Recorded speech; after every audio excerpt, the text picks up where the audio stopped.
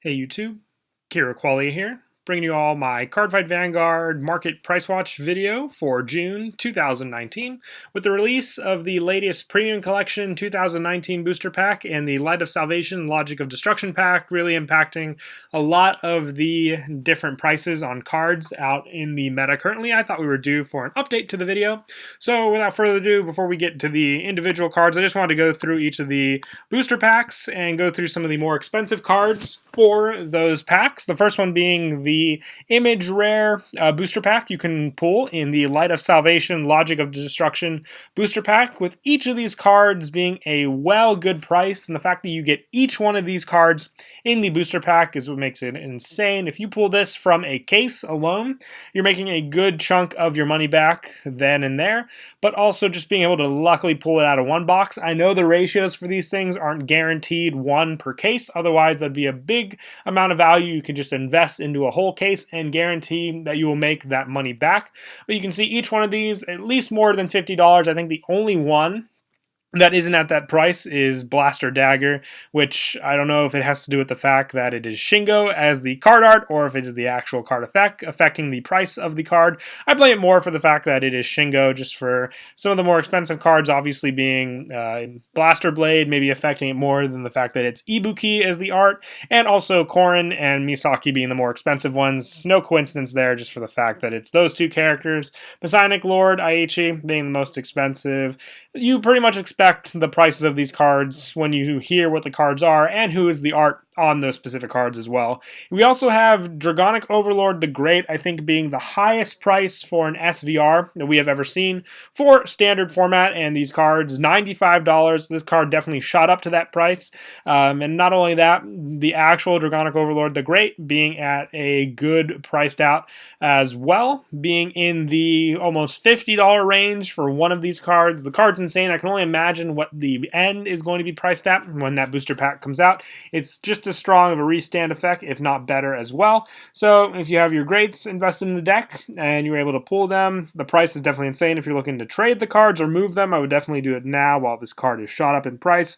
I'm not really sure what the numbers will be yet for ratios with the great in the end, or if the end will be its own deck on its own that you run with the original Dragonic Overlord. I'll just have to wait and see what's being done the most for it, but I do believe this card is its own deck altogether. And also just another one, $43 for Beast Deity Azure Dragon. The fact that we have two very expensive cards, one of them being the SVR, I think the normal Azure Dragon still pretty good price of a card, making most, if not at least half of your money back on a box you can buy with what the boxes are priced at. The normal pricing for a Light of Salvation Logic of Destruction extra booster pack. You're taking that gamble though, because Messianic Lord Blaster and Brant Ringer are both, I think, in the $10 to $15 range, so you can either pull a very expensive card, or you can pull a card that, you know, probably would have been the Vanguard rare that you wanted to pull if you were building the deck. But if you're looking for value, like I said, it's a 50-50 shot with this booster set. Some of the other cards excuse me, are going on to the premium collection. We have the new dragons for each of the nations. They have SGR forms you can pull from the booster packs, which are holding some pretty high value on their own, being the most expensive cards in the set. If you pull one of those, you're making at least your money back on the box then and there. But we're also seeing some pretty good high prices since you are guaranteed one of these dragons per box. The Dragon Empire box being the most expensive, followed by the Dark Zone for Mido. But like I said, this is at least half of the value of the box right then and there if you pull those cards. The other three being lower than these prices, but still a very nice price for an investment worthwhile if you're going in the premium, since the triple rares, which we'll get to later on in the video, are also holding some pretty nice value on their own individually, because people who are playing premium are looking for the individual cards for their clans they want to run. And these dragons, the progenitor dragons, I saw that they all share that name obviously now, are going to be used as well for the fact that they give free stride once they are face up in the stride zone. Now, for some more prices, you can just see they go lower and lower with each one of them, with the United Sanctuary one being the lowest price, but being $15 low is still, like I said, a big part of your price value that you can get when you buy one of these boxes. And then after that, we just see some of the triple rares, with them having different prices for the stamped ones, alone from the non-stamped ones, which just added more and more with these, and the actual criticals that can have the stamp value as well for those packs. Morfessa being another expensive one, Gradora for the hot stamp. We'll show the individual prices later on in the video as well. But for some of the other not expensive, I said not expensive, what I meant to say is very expensive triple rare cards, we have the triggers from the trial decks. They've been holding the top spots for most expensive triple rare cards for quite some time, with the heal trigger for Link Joker being a whopping $35 for one, looking for a full playset. You could pull these from one trial deck each, which is what makes them so expensive, just for the fact that they're so spread out in trial decks. To get a full playset, meaning you'll have to open up a lot of them, just makes them more and more difficult to find, and less people have a big set, upping the values on a good amount of triggers that you get from the trial decks, just for the sole fact that they are foil alone and not the normal common versions you see in the decks. Now, for some other individual cards that were affected from the premium collection, we have Absolution King Mithril Ezel, this card being the $30. I go for the fact that we've had Ezel support released in standard that you can run with this card, and the fact that we've gotten new triggers for premium format, and also new strides for United Sanctuary, giving you free strides for Ezel along with other cards when you use it. Just gives it more of a power in premium format for Ezel, which makes the deck very fun, very consistent at that. So this card's always been in the high price range, so just seeing this as your value for the card is definitely what to be expected from this clan in this set. Same going for cards like Link Joker for strides, Chaos Breaker. I believe we did receive Star Vader support in the form of stride in that booster set, so this support, along with those dragons, the progenitor dragons, is just added to that. Same with Bermuda, Shushu needing some of those stride cards, upping value for Tirua, which I believe she's just a little less than this with these cards. You can see it also affecting in the perfect guards you run in the decks, and other added backup support as well. Now for Great Nature and with premium, Cran Tiger has shot up again. This card's always going up and down with its pricing, back up in the $20 range for one individually. Like I said before, if you have extra Cran Tigers and you're looking to move them, here's another shot. We've had multiples of these where Cran Tiger will fall again, then rise up again. It's at the high range, so if you want to move these cards and you still have your Cran Tigers looking to get out of premium, here's another shot where you could potentially get them or get rid of them. If not for the full value price, you can at least try and move them for a pretty good price for someone who is looking to build Great Nature for premium.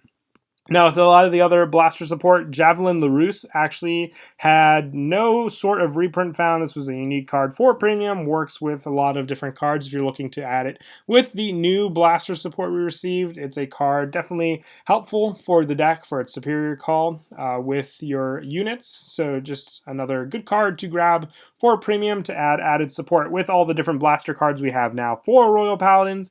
Adding this one is a definite bonus to use and fill up your grade 2 spot as well. Now this one, Dragonite Lost Legend, with all the Gear Chronicles support we received, just as another used card you can make do with. I know a lot of decks, I think, are mixing in your Chronojet Z with the new support you received, focusing on that for the premium version of the deck. So if you wanted to go with this as your backup, but I see some people holding on to Lost Legend just as more of an investment later on when we do get more Gear Chronicles support in standard as well for the cards. Some other cards in premium format that have been affected by the price. Evil Governor Darkface Gradora. This card got support in the form of a new stride. So if you have any of these cards for support in the new set, you can definitely move these for pretty good prices as well with these cards. We also have, along with the Lost Legend, Tetramagus also going up in price since the Miyagi Academy CF Club Pack is becoming more and more hard to find. So this card, I remember, was at $7 to $8, slowly creeping back up again, just as a more stable card to use for a lot of Oracle Think Tank decks then and there. We also have Asha. This card The blue version of Asha shot up in price again as well. I believe it was in the $10 range, slowly creep back up with more and more support. I think we've also seen some hints for the fact that we've gotten Blade Master already in standard. If they give us non-stride forms of up-and-coming cards, just having those versions to use with some of the decks ups the hype for a lot of these. We've seen it with Blade Master support, and when Blade Master comes out in the next booster pack, I can definitely see some other cards like maybe Asha and Alt Mile go up in price just for the hope that maybe they'll be remade for standard format as well. We got a couple other cards for the support for the end of the video. Sable Dragon, this card just came out in the Light of Salvation Logic of Destruction booster pack, but the fact that we'll be receiving more Kagro support in the next pack, and the fact that this one's definitely staple with any Kagro deck, makes its price pretty much set at that $10 to $13 range for this card. So hopefully, if you do need these cards still, pick them up now. I can see them just going up more and more once this pack becomes impossible to find. It's already more difficult to find now, and it's still out as one of the latest booster sets. Now, for more of the other cards from the set, Esteemed Deity, Abundant Water, Ichikishima, these print ratios, I think you get at least 3 to 4 per box, so being able to pull one of these gives you a good amount of value for your box, along with the progenitor, sorry about that, stride you can pull as well for the specific nation. Another couple, Golden Beast, Slamy Flare. This one is just G Guardian support, which doesn't really get reprinted as often. I think we might have had a few reprinted in the Revival collection. I don't think Slamy Flare was one of them, but it's definitely one of the better G Guardians to use in your Gold Paladin deck. So this value is just there for the fact that it's more and more difficult to find. Might even be the result of a buyout for sure. And some other ones, Morfessa, the Shadow Paladin, Rage for Ritual. All of your front row gets plus 15 at critical. That is an insane effect for the ritual build-up for you can do with this deck, and you regard your triggers in your drop zone as grade 1. That just makes this ritual 10 all the more faster when you stride into Morfessa, late game as well. It's the second most expensive stride print in the pack, but just being the fact that you have a good amount of stride prints to get, and this and Ichikishima can be one of them, definitely does help there. We've also got the Morfessa, which I already spoke of, as being one of the higher value cards, making the other Gradora, I said Morfessa, but Gradora, go up in price as well. And we already spoke of the Chronojet Z. I just wanted to cover a few of the cards that were affected by the values of the Premium Collection 2019, and what decks will definitely be on the lookout for that new support. But that is it for the video. I hope you all enjoyed this episode. Definitely we'll be doing another one of these with the latest booster pack when it comes out to see what was affected for Nova Grappler, Kagro, and Link Joker. But until then, please don't forget to leave a like and subscribe. And Kiraqualia out.